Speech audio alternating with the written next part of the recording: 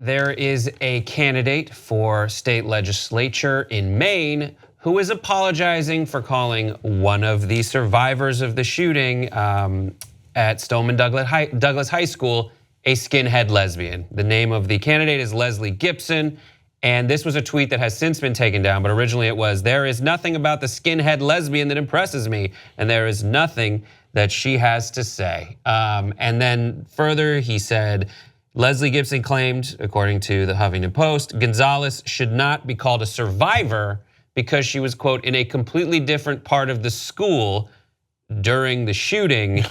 Okay. And not just her, he also went after David Hogg, another student, and he said Hogg doesn't get a pass when he blatantly lies. The thing he was lying about is saying that there are political figures who are owned by the NRA. The apology. That's a lie, that's hilarious. It's absolutely bearing out across the country right now. The apology says, I would like to extend to you my most sincere apology for how I addressed you. It was wrong and unacceptable. You are doing work that is important to you. I would like to extend my hand in friendship and understanding to you. A bit of a 180. So, couple of notes here. First, the full quote that originally got him in trouble was, there's nothing about this skinhead lesbian that impresses me, and there's nothing that she has to say unless you are frothing at the mouth moonbat, okay? Now, look, Gibson and any other conservatives are allowed to disagree with Emma Gonzalez and the survivors.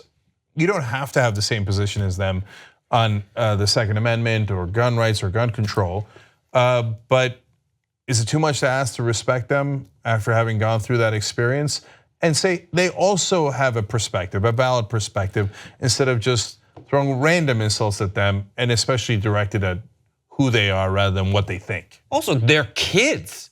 What has happened to people that they're in this bubble, in this case of the NRA, where they feel that it is a good thing to go after children? There was someone in Florida, Representative Elizabeth Porter, when she was arguing against the state law in Florida that increased gun control regulations. She said, we've been told that we need to listen to the children and do what the children ask. She says, do we allow the children to tell us we should pass a law that says no homework?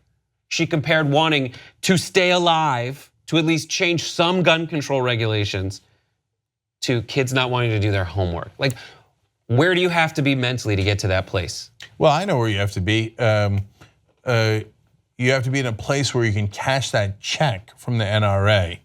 And so she claims that the adults are more responsible. Does it look like it? Have the adults stopped the massacres at the schools? No. Columbine was 19 years ago. We've had decades of massacre after massacre overall in the country and particularly in our schools. Newtown, Columbine, this, let alone shooting after shooting that you don't hear about. And so the adults have not solved it, partly because they're corrupt. And so Gibson, if there is a liar in this story, as he ironically accuses her of being a liar, it is the politicians who claim, oh no, the checks that I get from campaign contributors don't affect me at all. How dare you besmirch my adult reputation by saying that I would do something for the money? Yeah, I think you're doing something for the money. And I don't know in Gibson's case if he's taking checks from the NRA or not, but even if he's not, certainly others are. Thousands of politicians across the country are, and that's why they're not doing anything.